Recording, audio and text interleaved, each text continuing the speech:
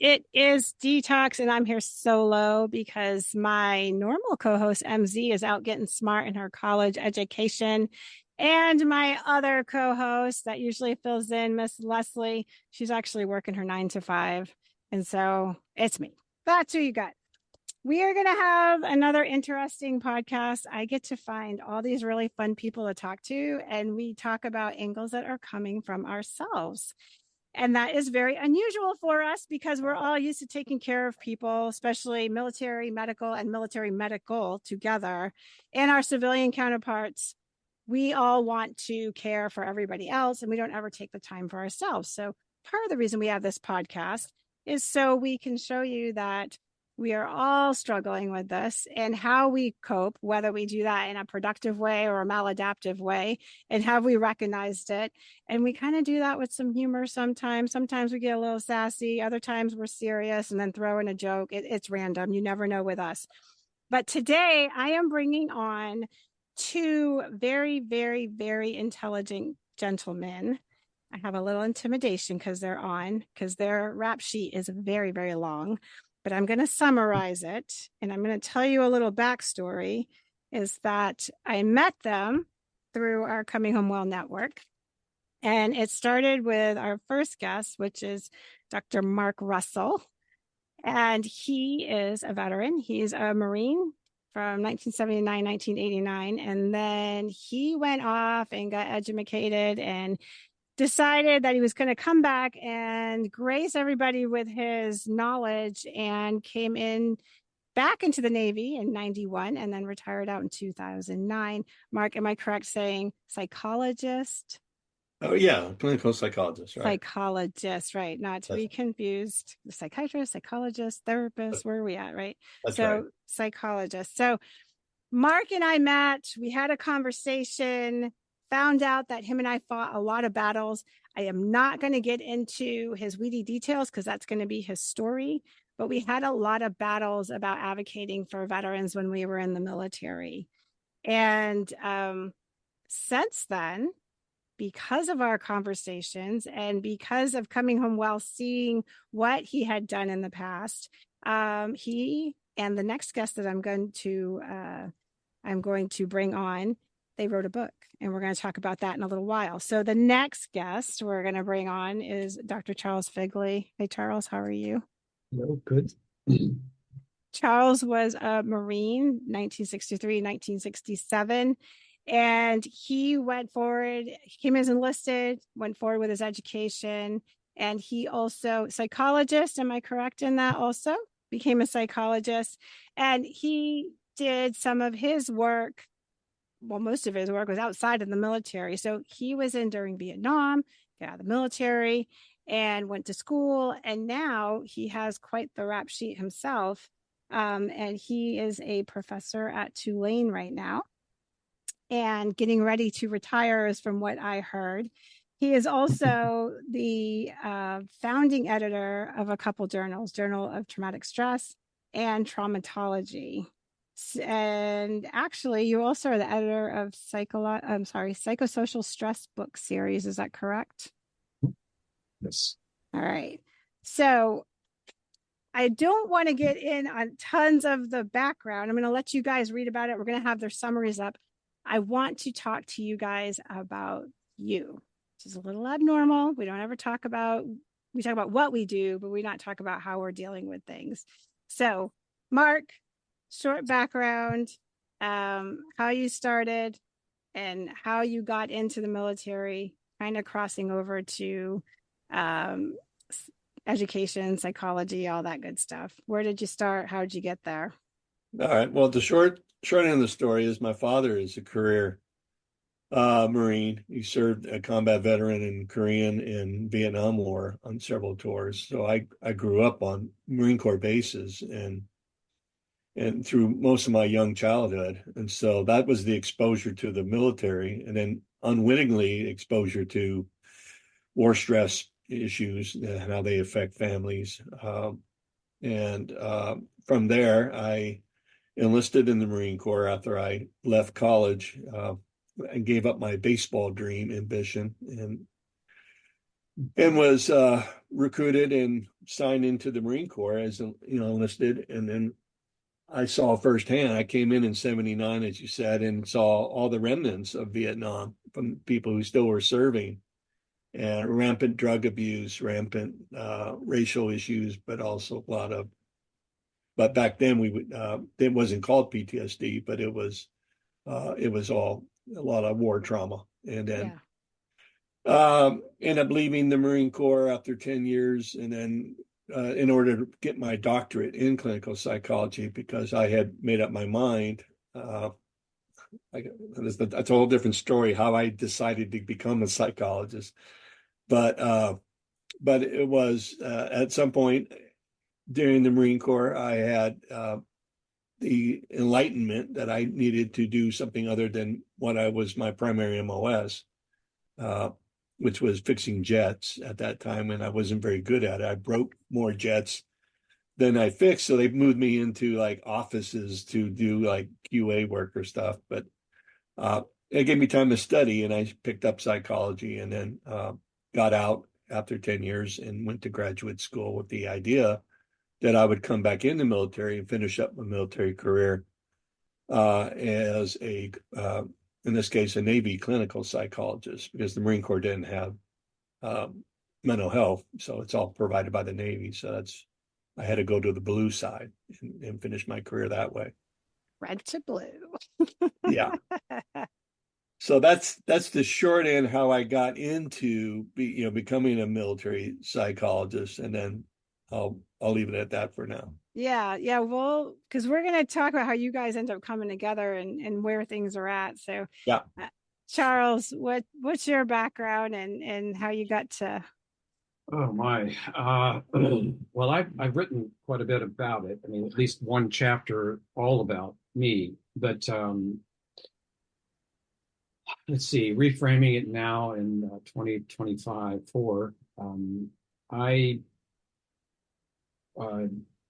I was poor, basically. I mean, I grew up, we didn't have a lot of money and all that sort of thing. And the tradition in our family is to go in the military, although that's changed, I'm sure, over time. But yeah, I went into the Marine Corps primarily as a way of getting the GI Bill, basically, to be truthful. I mean, I went in to get my education, essentially, in real life before I went to college. But yeah, I was gung ho. My namesake, I'm not sure if I was named after him, but my father, John Figley's brother, Chuck Figley, was also a Marine. It's really kind of remarkable. And I really didn't spend that much time with him. It's not like oh my God, I need to be a Marine also. But my father was an Army, and I was feeling like, why? So, and I went to the Marine Corps because I wanted to be a Marine and I wanted to be gung ho, and I did great. I mean, I PFC out of boot camp. I mean, expert marksman, blah blah blah, and so I made PFC out. And I made Lance Corporal fairly quickly after that. I made Corporal when I was in Vietnam, and my last year there, finally I caught up, was a sergeant. And I was at let's see, what was it?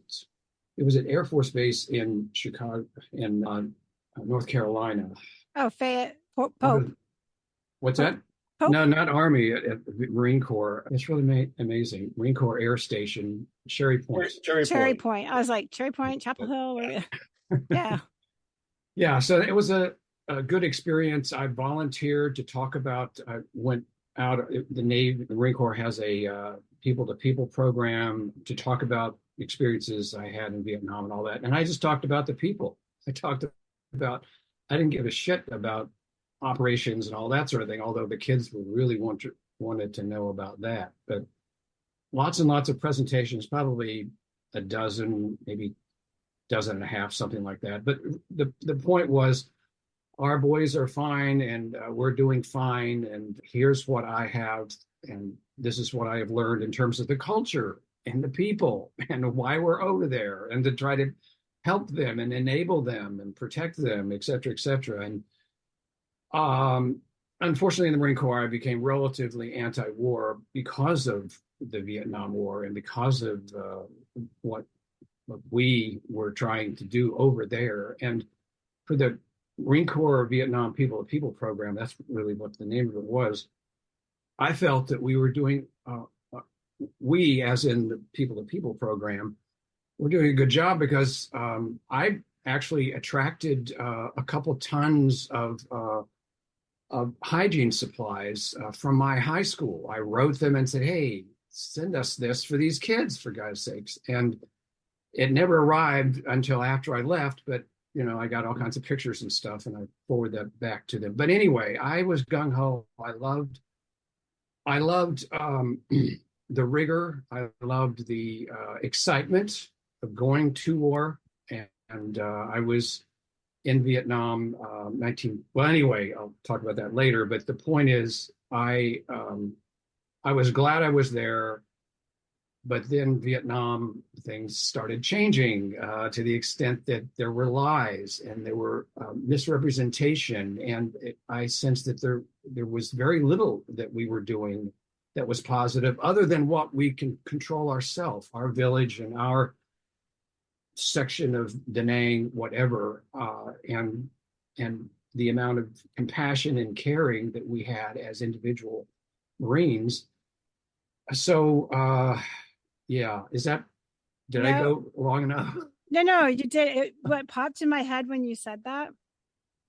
So there's, now they have, well, I mean, we're out now for the most part. I mean, but when things were actively happening, the campaigns were actively going, there were PRT teams, right?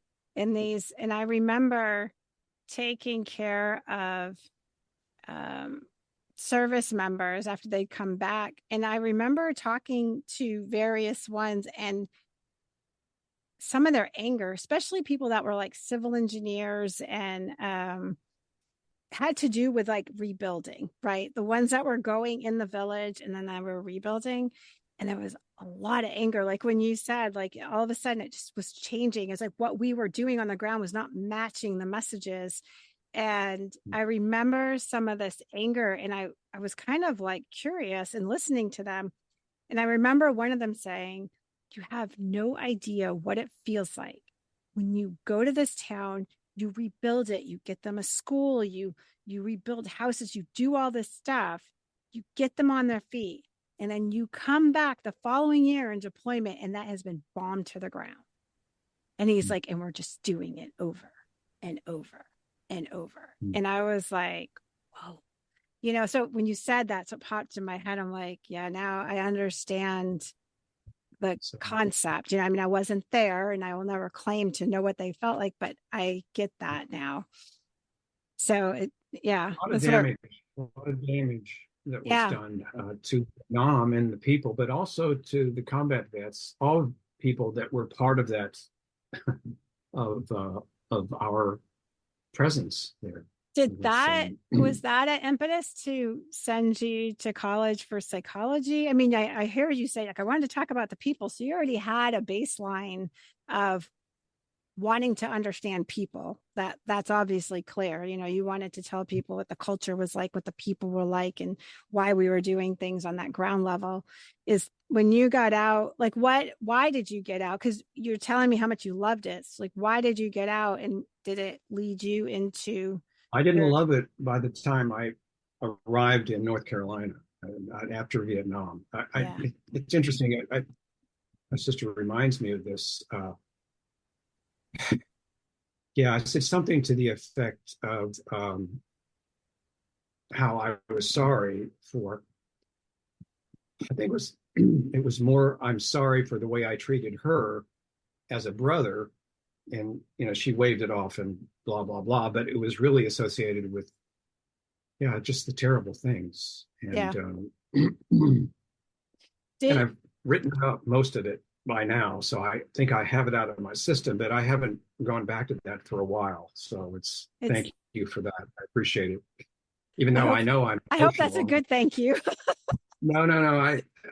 I appreciate that very much. I've been trying to write more on those topics and how I changed. And did yeah, you, when you got out, did you, what's the right term? Did you feel the effects, or did you understand the effects you were feeling? Like, did you have the no, knowledge, the lingo? Okay.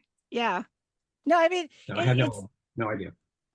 I say that because many times I've taken care of people, and I've heard the story so many times it's not even funny, but the, you know, they're recognizing that they're having symptoms of either anxiety, depression, PTSD, whatever it may be.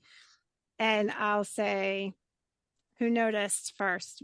Are you picking up on this, or were you told this and now picking up on it? I will say 99.999% of the time, my wife told me, my husband told me, my kids told me, like, I didn't know it wasn't really normal I changed and I was now carrying a gun under my pillow at night. Like, I didn't know that was a change. I didn't recognize that I was using alcohol, to cope, And so you come out.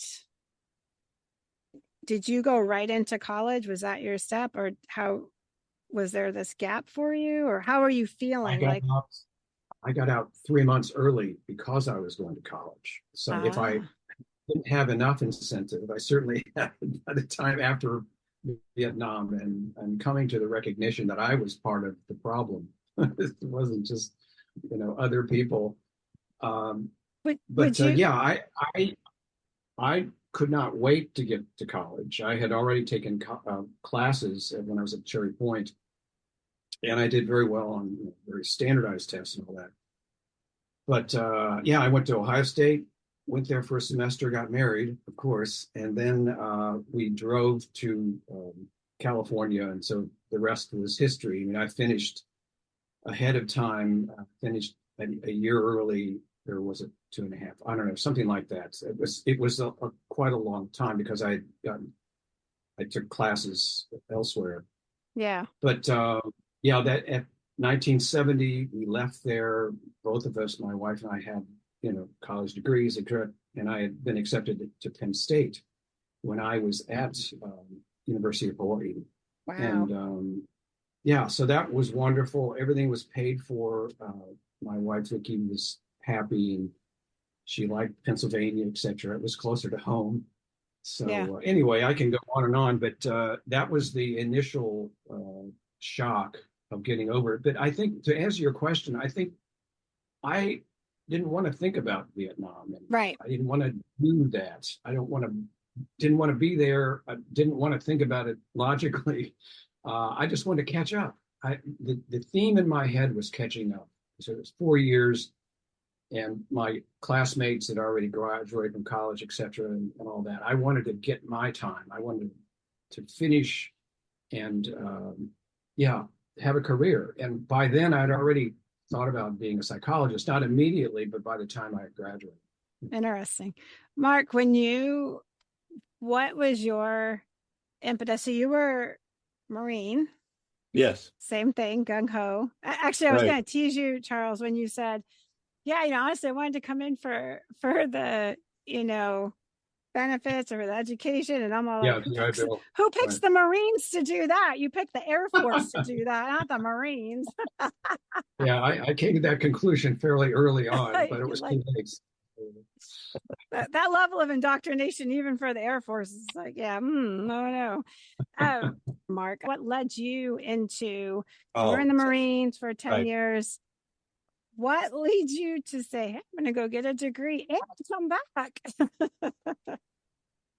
All right. So I'll give you the clip version, the short version of it. But again, seeing my father come back from war repeatedly during extended deployments and living on a base during like the Tet Offensive from Vietnam.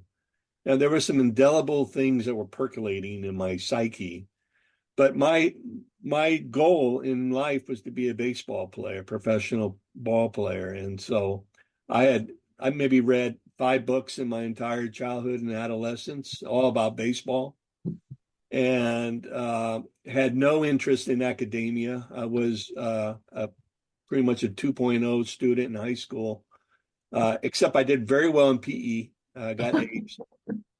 You're giving, But you know what though? You're giving yeah, hope to all the parents that have kids that are Yes, acting, I say yes, acting mediocre. thank You you. yes, see, they too could become a PhD or doctor. So there you go. yes. Well, There's there the you go. PSA. I And, agree. and I use that example with my kids too, and they're, I don't let them go too far with it. All right. Funny. But anyway, I had no academic inclination whatsoever. Nobody in my family has ever got a college degree, all very working class. And when I was in the Marine Corps, my jaw was broken, and I was laid up in Long Beach Naval Hospital with my jaw wired on a ward, Is and was this a bored bar out of my fight? tears. Was this a bar fight? I honestly don't know. It could have been. It could have been a sports injury. I don't remember how exactly I did it. It was something that happened earlier in life. We'll let Something, you say that. You're fine. yeah. No, yeah. I don't remember exactly. Anyway, so I was bored and I saw a yellow torn up paperback on the nursing ward in the lobby, and I picked it up, and it was entitled "The Making of a Psychiatrist" by David Viscott, who was a television personality, or a radio personality, that is. And I read it, and it was about his journey as a psychiatric intern and what turned him on about psychiatry. And it's like a detective novel, trying to figure out why people were in the situation they were and how to unlock their potential and get them unstuck and so on and so forth.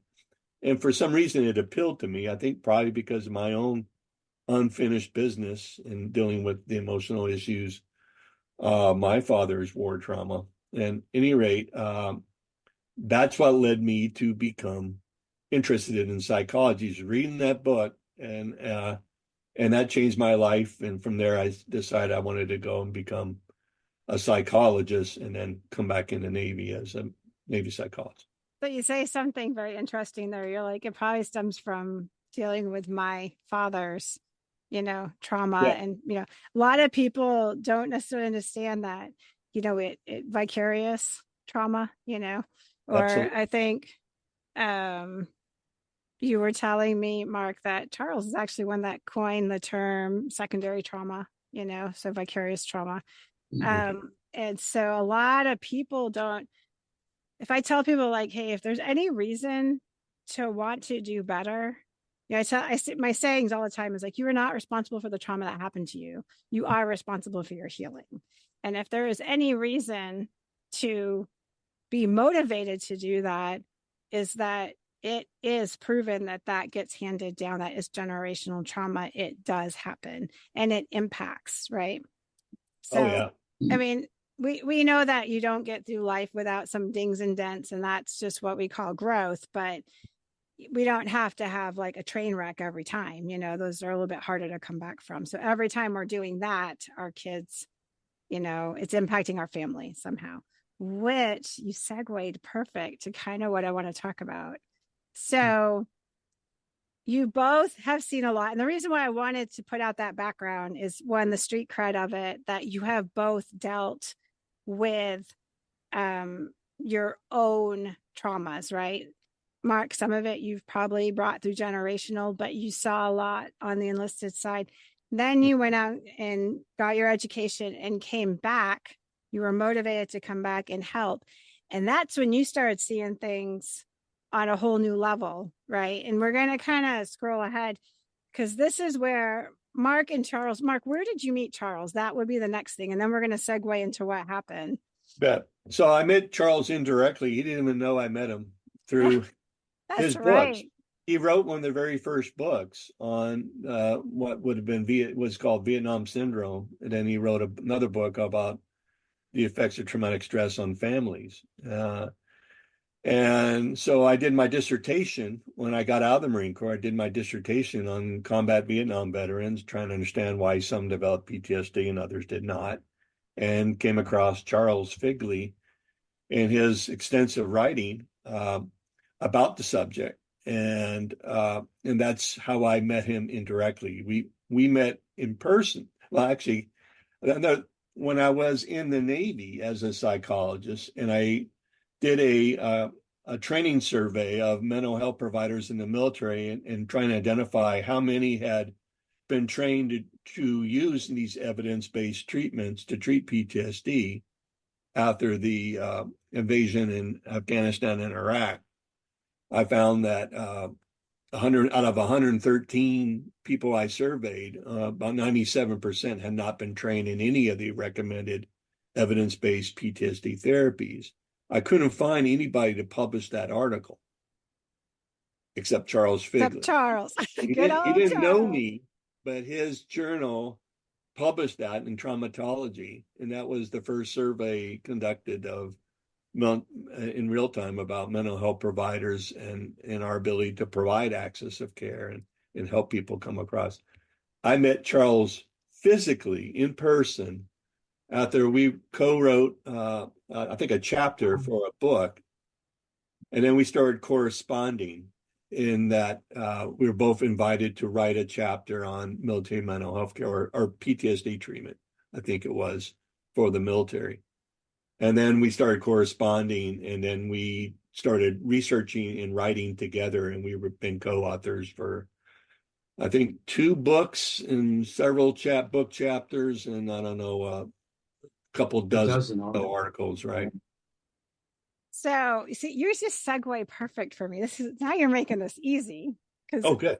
This is good. This is good. Because so you guys meet, you start writing stuff. In the meantime, and I'm just gonna, and correct me where I'm wrong here a little bit, Mark. I'm just gonna kind of summarize what was going on and lead you to kind of the big event. You were watching a lot of stuff going downhill, right? So you're now seeing military medicine, military mental health not coming to the table like it needs to. And you are like, hey, and you're trying to give warnings to everybody. You're going up and you're moving up in rank, and you're trying to get up in leadership, telling them like, this is not working. Right. And I'm going to just tell you for the audience, the reason why I'm not getting heavy into this part of it, because I want to actually talk about them specifically, is because they actually have a podcast, and their podcast called Psychiatric Casualties literally details out this journey. And I would rather you guys actually listen to that. But the long and the short of it is that you kept raising the flag. You got this research out through Charles. Mm-hmm. Nobody's listening. And you decide the only way to do this is to blow the whistle. And literally was a literal whistleblower at a senior leadership level, which is, as you and I know, highly unusual. Does not happen hardly ever. Right? For good reason, I suppose, based on what happens when you do blow the whistle. Depends on what direction you want to go in life. Yes, could be for very good reason, right? Very much. So you now blow the whistle. Mm-hmm. And what is going on? And what I'm trying to set up, I don't know if I'm doing it super successfully, but what I'm trying to set up is like, this is all happening. And now, boom, whistleblower. And you are now the face of a lot of things. Like I remember you saying, the newspaper comes out after I blow the whistle. And what's the first thing you see at the top of it? You told me the headlines were saying, was it Benedict Arnold or? Well, that was the email that I received from people in the military, was that it was, the subject line was Benedict Arnold. After USA Today published a couple of articles about my whistleblowing about the mental health crisis that the military was repeatedly denying existed. And then. When this was going on, you and Charles knew each other, right? At this point, did you know each other at the whistleblowing time? I think so. I'm not sure. Well, I definitely knew of Charles, and then again, we did correspond a bit about his publishing that survey, that training survey. But we weren't working together. At that early point, we were not working together until I got out of the military. So were you following any of this, Charles? Do you remember? No. Okay. So you weren't aware of that part. So Mark, at this point, when this happens and you blow the whistle going, we have a crisis here in the Navy and Marines. Like we have a mental health crisis. Boom, you do that. Throughout the DoD. Yeah. Right. Throughout Across all services. Yes, right. You're making that announcement across all services. Yep. Now I want to flip the whole script to say, when this was happening, what was going on with you? All right. How was this affecting you?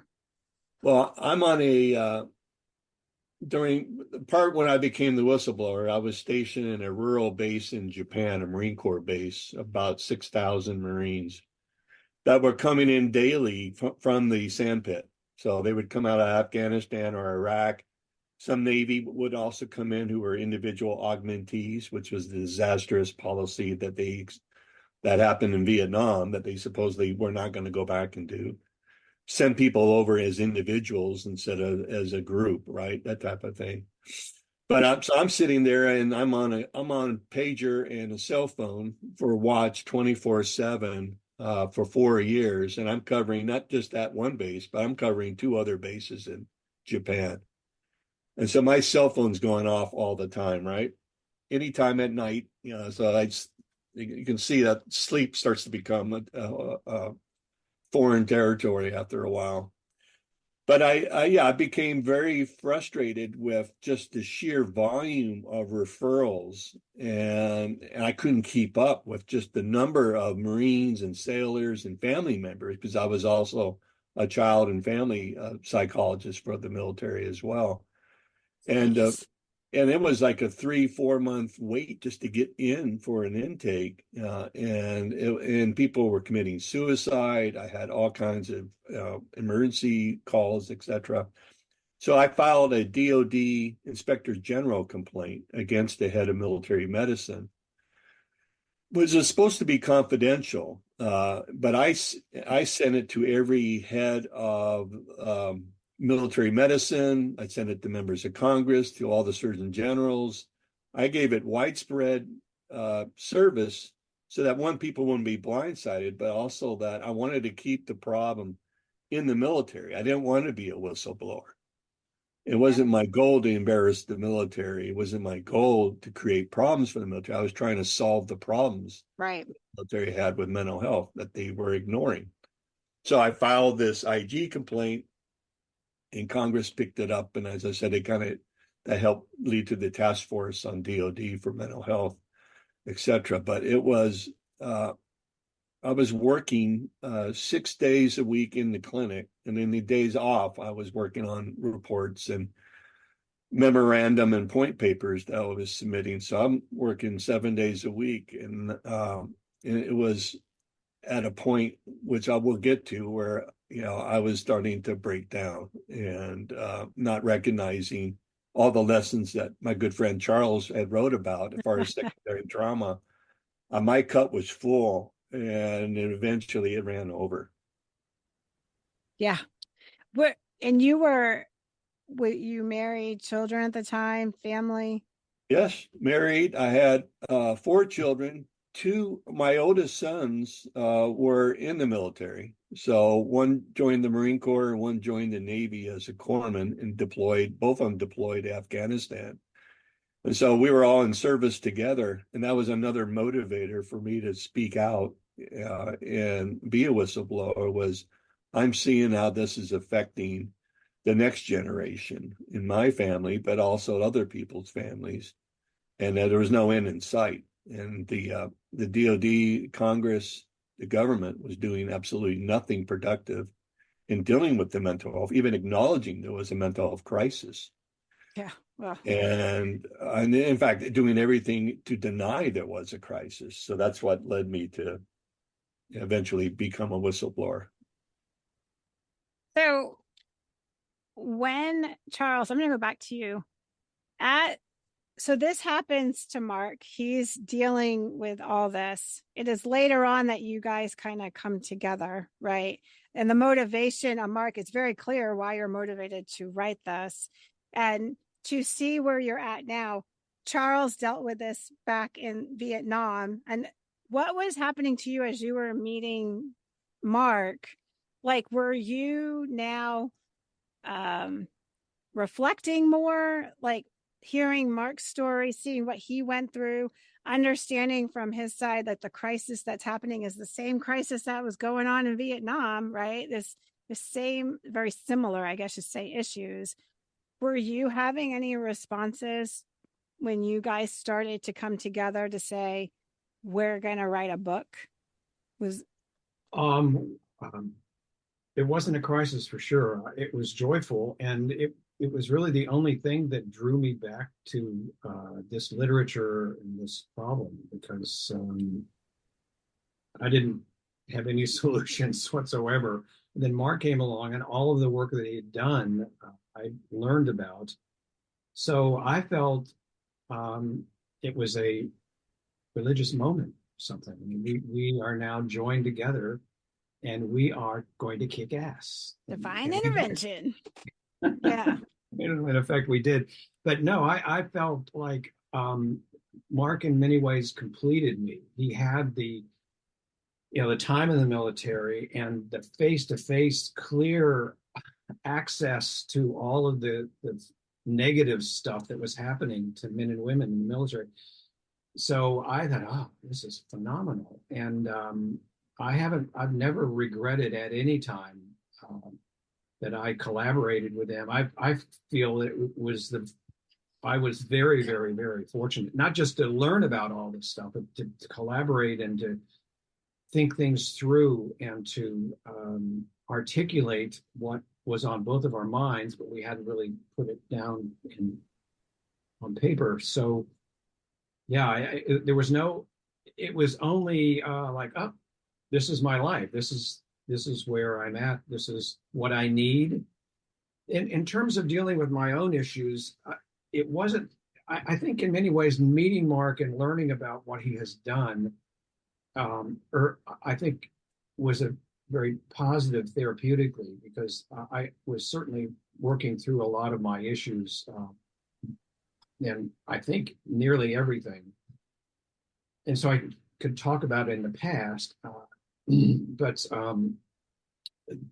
as I always think, this is far bigger than he and I. This is huge, and it seems like there are not a lot of people responding to this. That didn't at all concern me. It was a challenge, in my opinion. Like, oh, really? Well, let's see what we can do about evidence. We have evidence. I mean, much of this book, let's see, where does the reference? Oh, it's massive. References start around here. So that's how many references for this literature, that kind of thing. And it's the best thing I've ever done, and I'm very, very proud of it. And we'll get to that later. But it was a great adventure. I mean, it wasn't like, oh, good, we're going to have fun playing war or something. It was a challenge, and we were not at all concerned about challenges, it seems like, because Mark was barreling down the road and I was getting up speed. And Mark, what do you think? I mean, that's my sense of it. Well, what I think is that that book would not have been published, along with all those research articles that we published before the books, if it was not for you. I mean, really, you were the key to open the door to get publishers to even agree to look at the proposals for the book. And I remember one of our first series of articles that we wrote together was to outline the historical facts about generational crises in military mental health care that were due to neglect and the repetitive nature of each generation since the Civil War has experienced with mental health. The same problems, same solutions that were identified but never put in place, etc.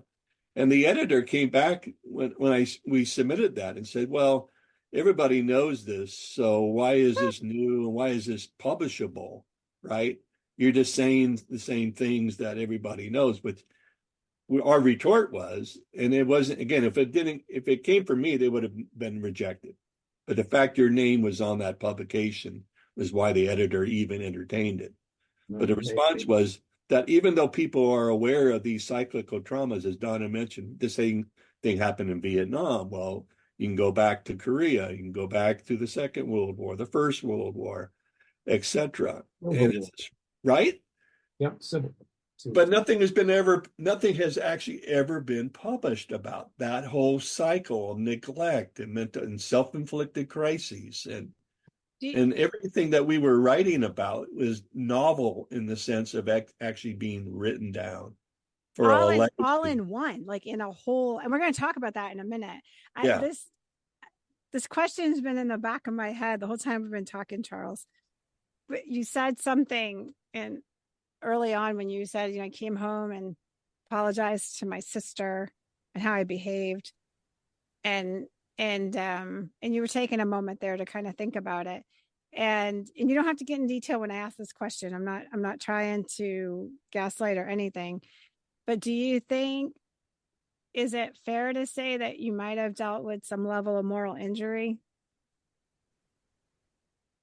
Is that too far, or is it more that you were just maybe survivor's guilt? Or I was glad to be alive. That was the main thing. I mean, she and I talked about it since that time, and I was very happy to be alive and never really. Well, I wasn't sure which way it would go. Let's put it that way. Yeah. Also, then the destruction of my confidence in our country and what we're doing and how we're hurting other people, etc. That's the part that was. I think I grew up a lot coming to that realization, and that I was part of that. That's why I asked more. Sometimes I've heard people relate that as like a moral injury, that they were doing things that, and not everybody is in that. I'm not saying that's what you were feeling or anything. I was just trying to get a frame of mind of what you were feeling, because there's another question to this in a minute, but what were you feeling coming home? It was just more awakening, maybe. Is that a better terminology? I think it was just pissed off mostly. Yeah, that's even better. I was happy to be free and to have one more year in the Marine Corps to sort of debrief and get my act together. And it was very fortunate in that regard. So coming back from Vietnam was a bit of a fog. I don't really remember that much, flying alone, et cetera, et cetera. Yeah. But I knew a couple of people, and I was able to meet up with them, and we went out drinking, et cetera. We were near El Toro military base. I remember that very well. But I think a lot of my own emotional stuff, I guess, what I needed to process, I wasn't ready yet. Yeah. But it wasn't like it was eating at me. I don't think I had sleepless nights. I know I didn't drink too much or anything because what I thought about throughout the Marine Corps, not just in Vietnam, was I need to get out and catch up with everybody else. I need to get on with my focus. And that's the thing. There was a certain degree of mourning, sadness about what I found in Vietnam. And I wanted to have, a positive war experience, et cetera. And to a certain extent it was, because I wasn't hurt, as far as I know. But it was distressing. And I think a lot of, did I talk about, I think I mentioned that already. But the last year was great in that regard. And I was a different person, actually, when I made the long drive from North Carolina to Columbus to join the Ohio State's semester. No, they were a quarter system. But anyway, it was, I was still a bit confused, but I was far more focused on what do you do about it. I've never been someone who says, isn't this terrible? And, get all depressed. I jump into it. I have this sense of accomplishment or sense of urgency in being able to, reach whatever goal I'm after. And I think that that time I was on a good course to recover fairly easily, fairly quickly. So you answered it perfectly, honestly.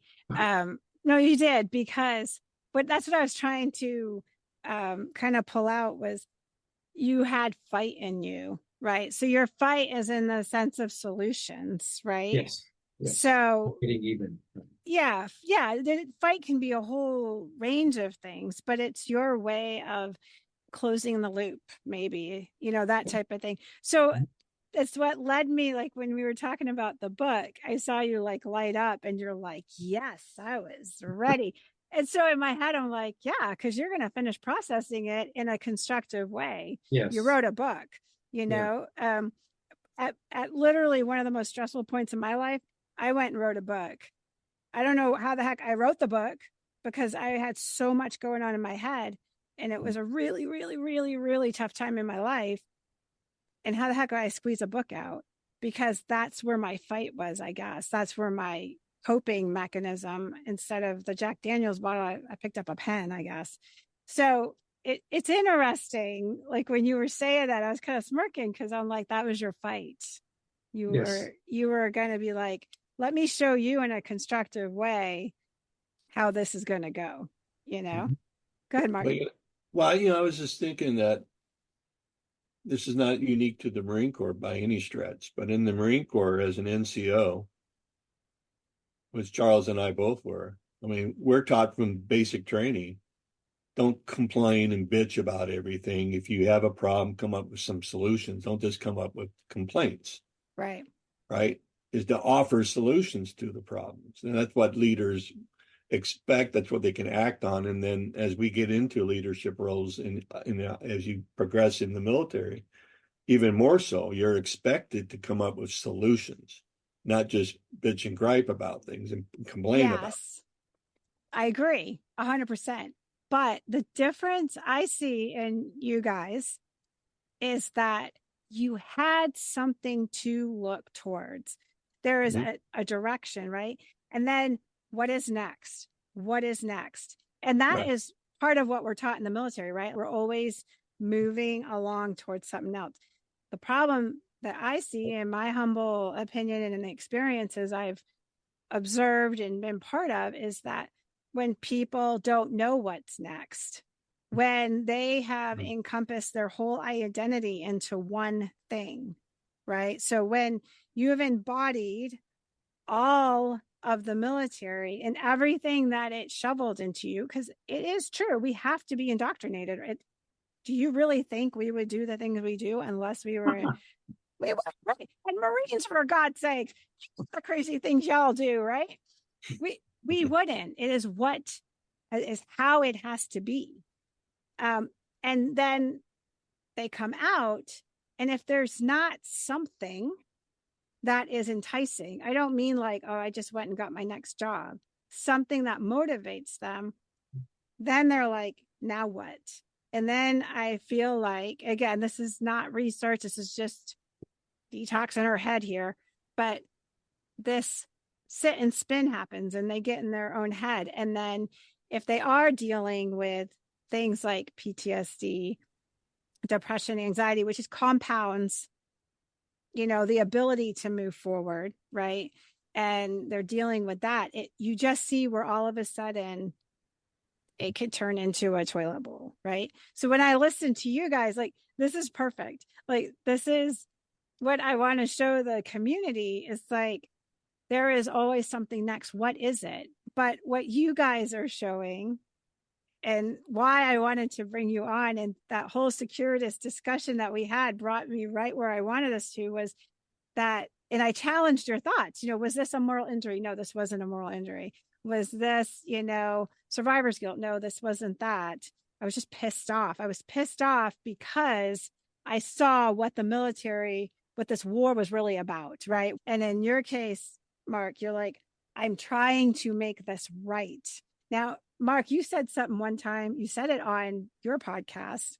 You had made the comment, I was never as powerful as I was when I was in the military.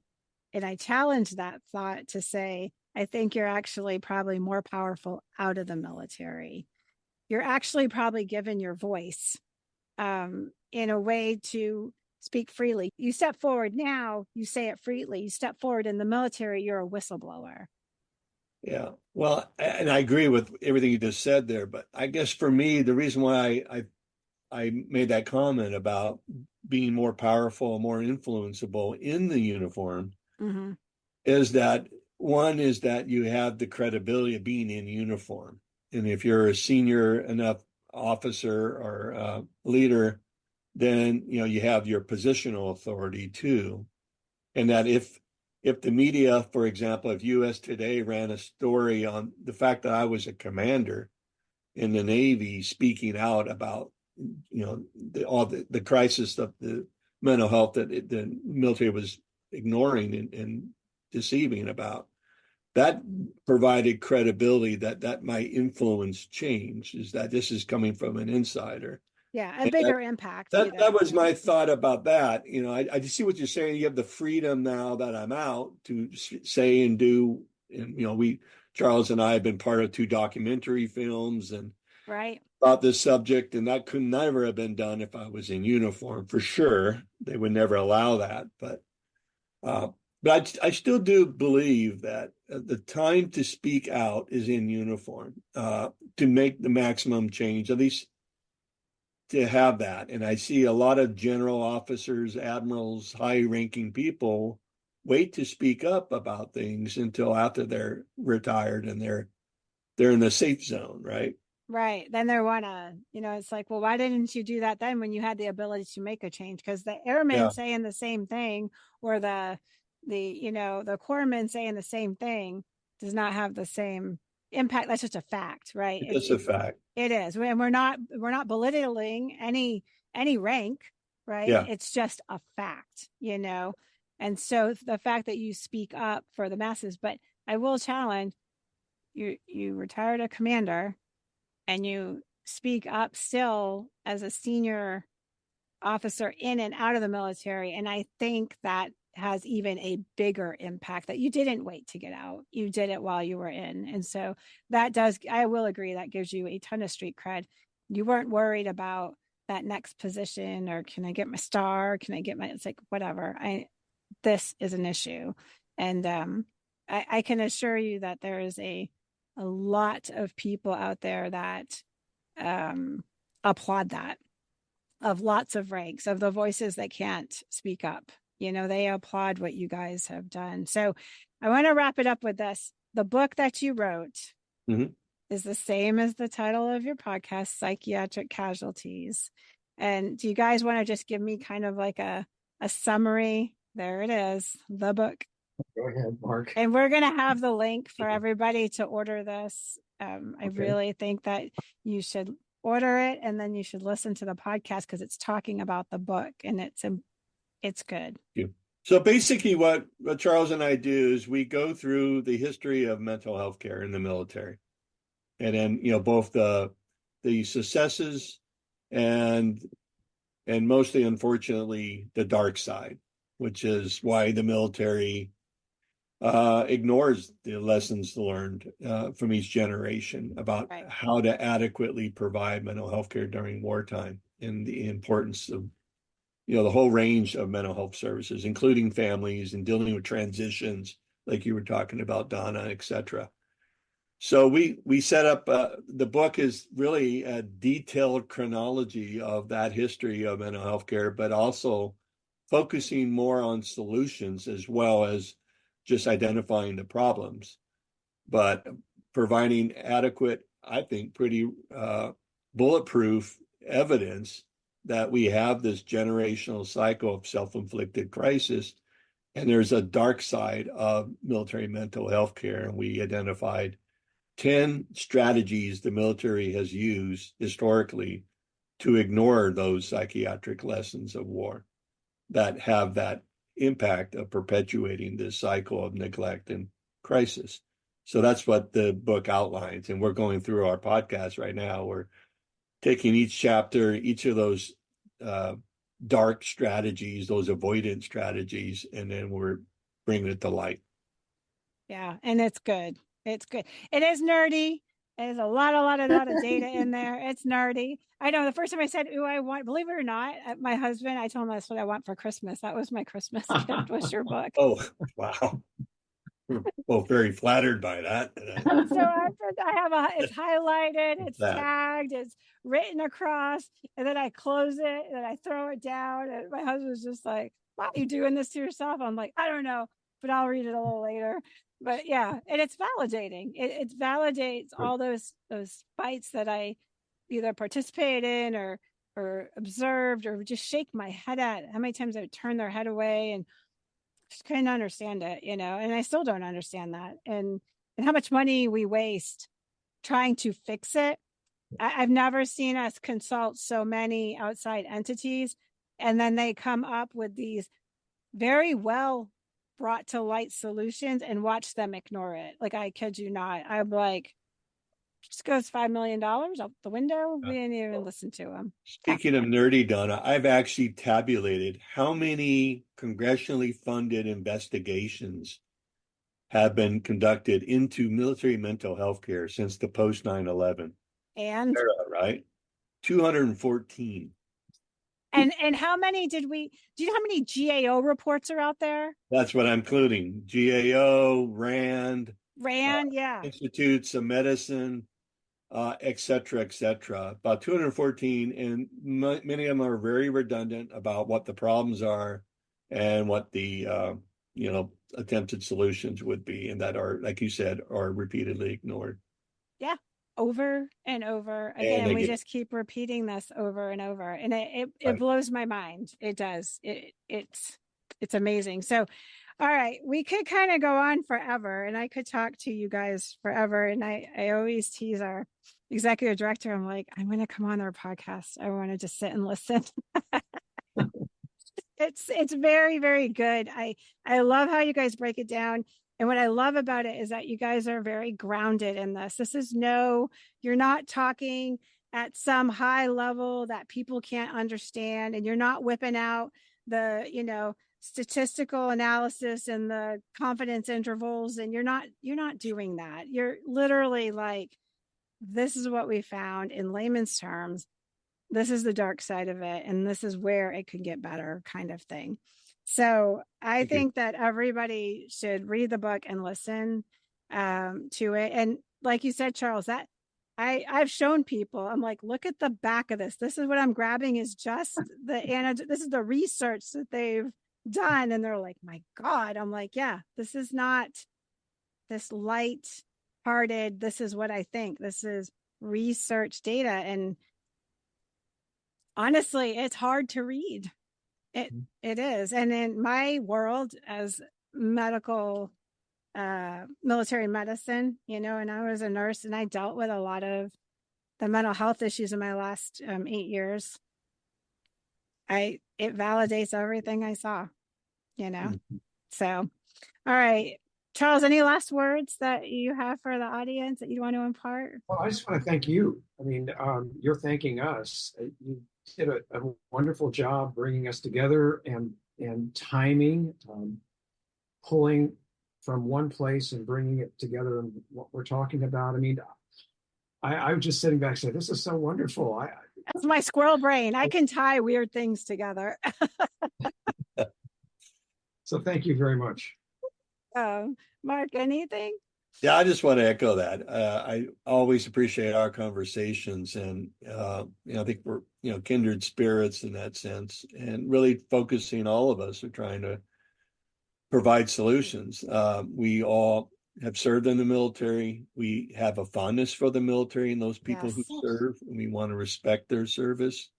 And when we say thank you for your service, we want to back that up by making sure that we're providing the type of care that's promised to people who do join, that 1% that do join and sacrifice by coming in the military. And that's the whole purpose of this podcast and our podcast and everything about it. So thank you. I think that my last thoughts on this are, I want the audience to understand that when you see stuff like this happen, books like this written, the research done, it is not happenstance. When nonprofits are created, when certain things are created, it really isn't happenstance. There is a story that happens. This podcast doesn't exist because we thought it was just a random good idea to do. We knew that there is a whole military medical community and a wider civilian healthcare and first responder community that we don't talk about us. We don't ever talk about us. We talk about everybody else. We're taking care of them, and the cool rescue we did, and the resuscitation we did, and the wild stories that happened, the war that we went to. We did all that stuff, and nobody says, well, how was your response to that? Oh, that don't matter. But because of our training, right? Because if we constantly sat in that world of ourselves, we would never be able to do what we did. But where's the balance to that, right? And I think you two beautifully showed us that resiliency does exist, but it's not without processing. Charles, you didn't just say, like, yeah, I got out and it was just all roses. You have said many times in there, I had a lot to process. I didn't even have the ability to process some of it. It was at different times, right? As you gain knowledge, gain education, gain the words for it. And Mark, your experiences and your background and what you did, you're like, this is not right. So this book exists with a lot of experience behind it, not just two really smart guys that went out and said, hey, I think we should research this. This would be cool. Nobody's going to put that much effort in unless there's passion involved. It's just not. So I just think it's probably one of the most important books. I think I've pretty much told every person I ever talk to, if we ever even bring up anything with mental health, I'm like, I got a book you got to read. So for everybody out there, find your direction, connect with people, learn what motivates you. And like I've said, you are not responsible for the trauma that happened to you, but you are responsible for your healing, and find a way to heal. There's many modalities to that. So that's all we got today for Bullets to Bedpans.